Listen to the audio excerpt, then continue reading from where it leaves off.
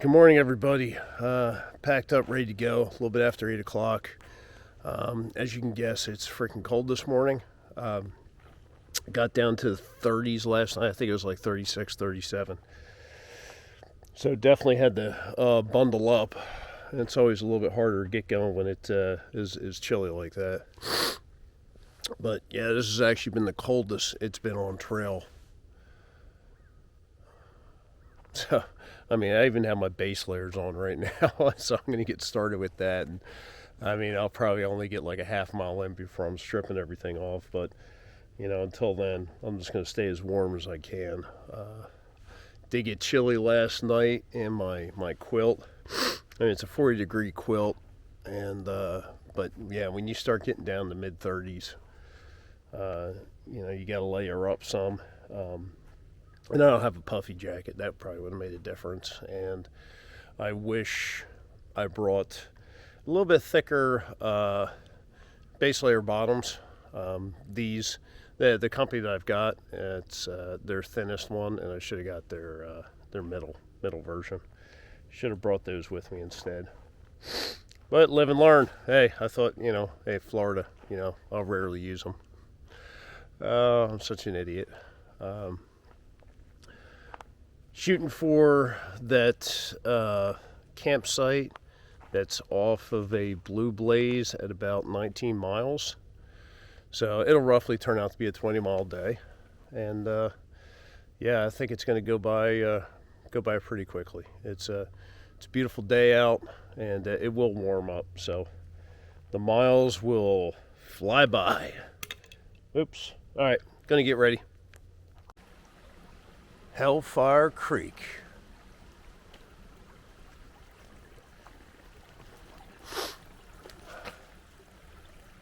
That's pretty cool.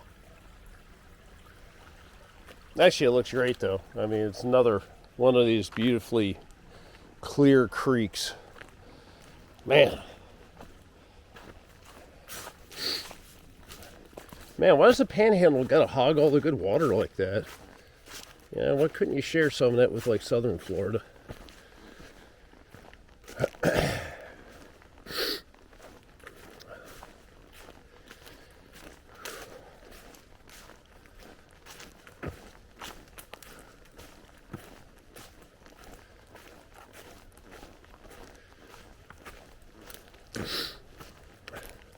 And whether you guys know it or not, they have hills here.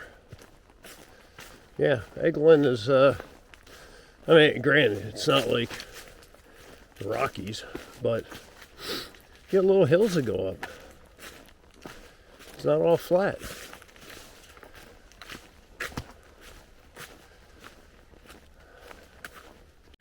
Just stopped here real quick to filter up some water. And it's, I mean, you even have like some coming out from running down the side here from underground. Yeah, nice and clear. Great filter on it. Tastes really good. I don't know the name of this little creek, but yeah, fantastic, man. This reminds me of like some of the creeks back in Colorado that you would come across that are just like crystal clear. Except when you stick your feet in those, they just about freeze. This isn't as bad. But yeah, this is really nice. I am so happy to have good water to filter and not that swamp stuff. Yeah, that does the stuff that we are running into farther south. A lot of tannins and particulate matter floating in it. That does a number on your filters.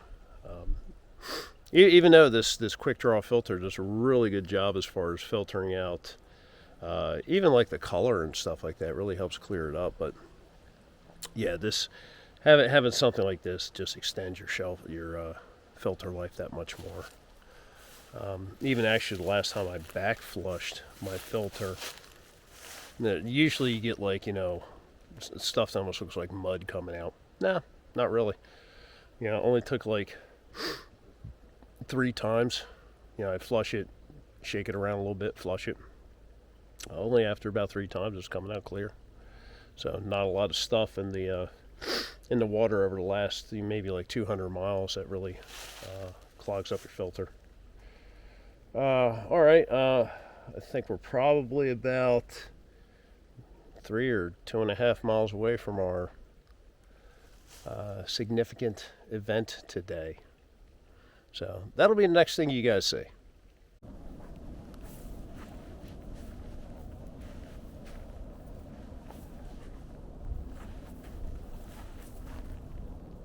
There we go, folks. 1,000 miles. 1,000 miles.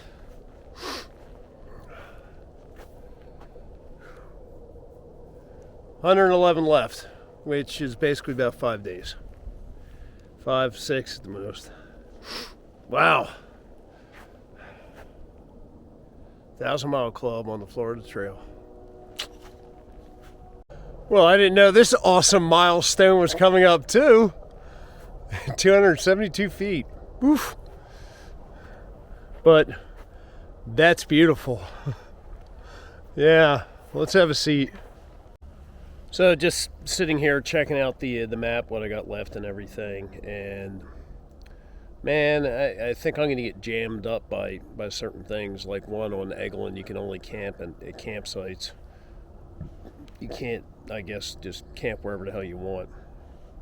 And although we leave Eglin to go into Crestview, we end up going back into Eglin, and that part, hitting with my 20 miles a day, isn't coinciding with the only campsite that I saw that they had out there in that portion, which is a pain in the freaking ass right now. So we'll see. Well, I mean, we'll see what happens. Plus, it looks like there's a campsite like right before Navarre that I'm gonna have to stay there, and then get up the next day and do the walk through Navarre and the beach to get to the Dunes campsite,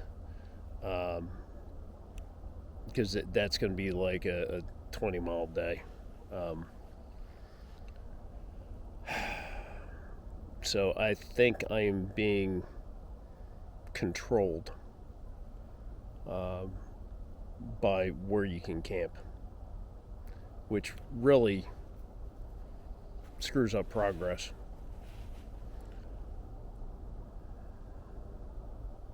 So I was hoping to be done in like, I don't know, 6 days. I mean, who knows? Now it might change.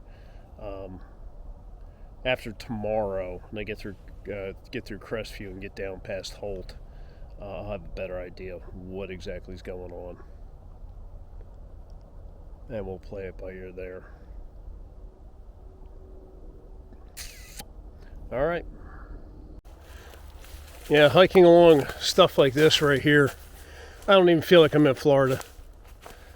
I mean, when you look at the different types of plants, you got holly trees here, you got magnolias. Look at that big ass magnolia. And then you've got the ups and downs of little hills, stuff like this.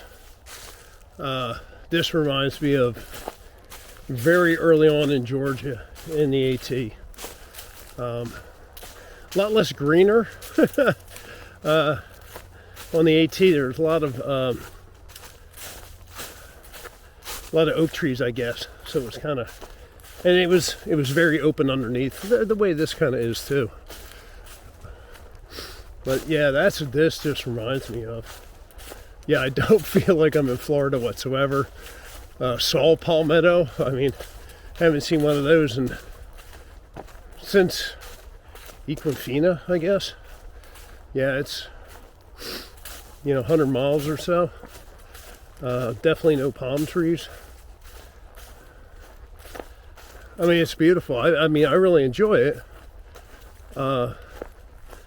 But it does not feel like the Florida Trail. It doesn't feel like other stuff I've already encountered. So, I guess you can say one thing about this trail is you get a huge diversity.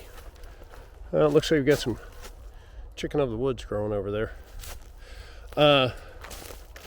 a huge diversity when it comes to, I guess ecosystems. Yeah, it's really wild. Yeah, this is so different. It is. It's just, the yesterday and today, once I figured out what was going on with the permit crap, it's just been a, nice walk through the woods. And you got some little ups and downs because you've got tributaries and creeks and all that stuff. And it's kind of rolling hills through here. Get areas torn up by hogs. But yeah, it's just a very pleasant walk through the woods. Nice and shaded, it's cool. It almost kind of feels like fall versus the beginning of spring.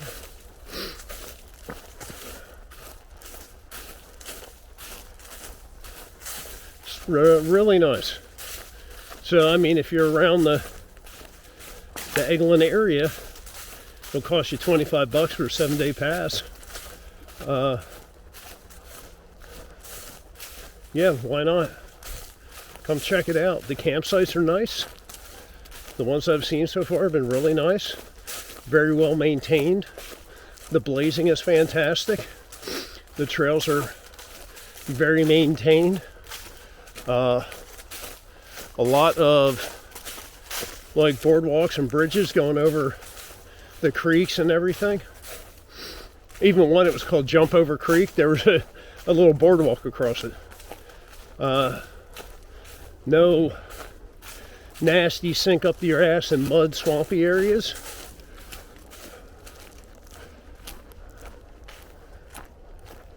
Bunch of different range roads. I think that there's a drop zone out here somewhere. That might be it over there.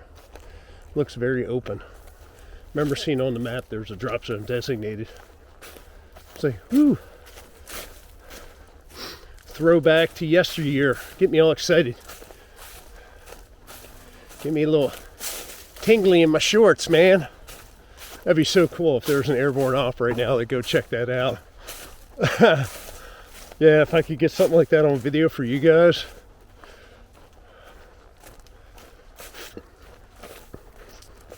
It's just something cool to see. It ain't skydiving, I'll say that much.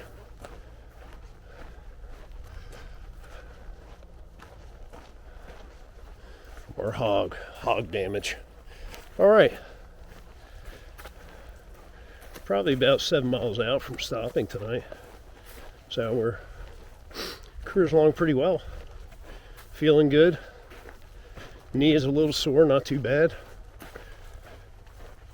Been mapping out my resupply for the next few days. Tomorrow, I believe there's a McDonald's near the Walmart. So, I'm gonna tag that for lunch. I think tomorrow I'm gonna set my alarm clock ring to get up early. But tag McDonald's for lunch and grab a couple double quarter pounders for dinner. And I think I only need like 2 days worth of food, because when you get into Navarre, before you go across the bridge, the causeway, there is like a Walmart market, and I can hit that and resupply for the last 2 days. So trying to keep the pack as light as possible, and especially once I leave that pier at Navarre. Oh shit! Frickin'. All right, I saved it. Yep, saved it. Thought I was going down there. Frickin' roots. Once I leave that pier at Navarre, it's like a 22-mile water carry. So I go from there down to the dunes, spend that night in the dunes.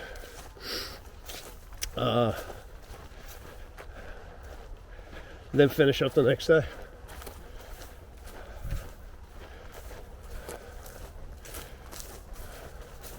So yeah, I think we got 5 days left. Not counting today.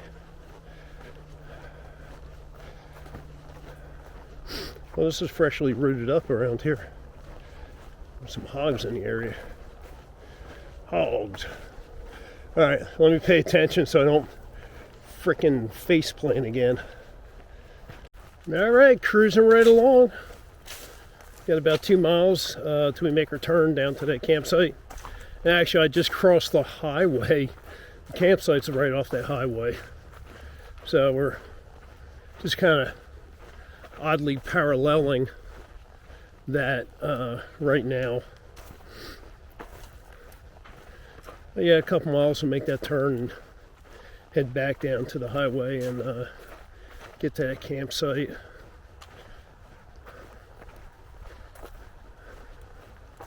Look pretty nice. You know, nice little pond there and everything. Hopefully it's clear and gator free.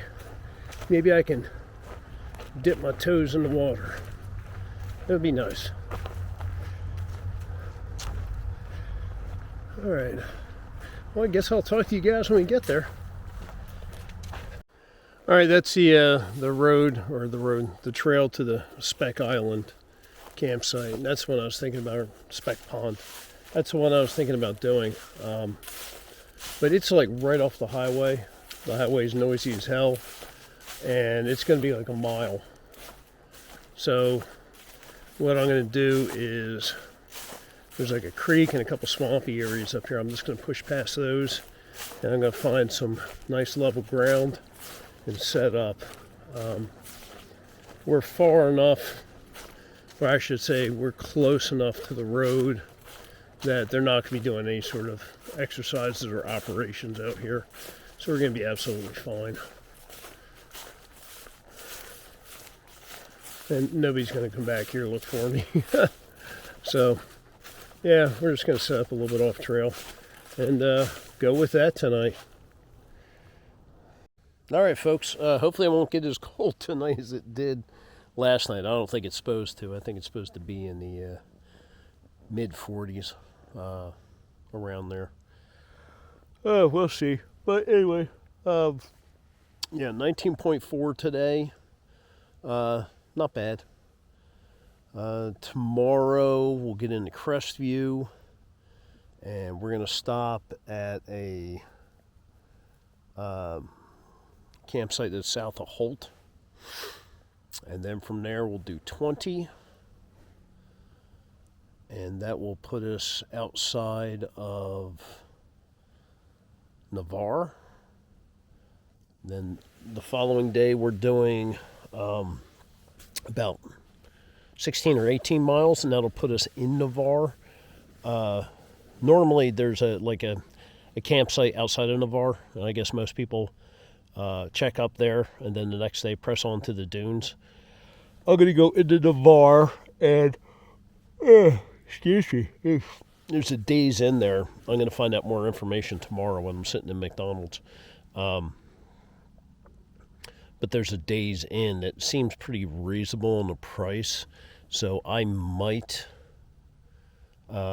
get that just so I can do some laundry and get cleaned up, because I freaking stink. I don't know how long it's been since I took a shower. It's been quite a bit since, let me think, the church. Yeah, since I stopped at the church. So it's been quite a few days. Oh, quite a few days, and my clothes and everything stink, and I know I stink. So in about 3 days, get in and take a shower, clean up. Hopefully I've got laundry there. The next day, we do 13 miles to the dunes, camp out that night, and then the following day go into Fort Pickens. So by the 26th, 26th I should complete everything, so I'll fly home on the 27th. I'll just confirm some more stuff tomorrow and start picking out return flights and hotel reservations. Wow, it's the end. All right, hey, thanks for watching. I'm just gonna screw around on my phone here and eat some snacks. And tomorrow let's get into Crestview. Oh, shit. Maybe I won't screw around on my phone too long. All right, we'll see you guys tomorrow.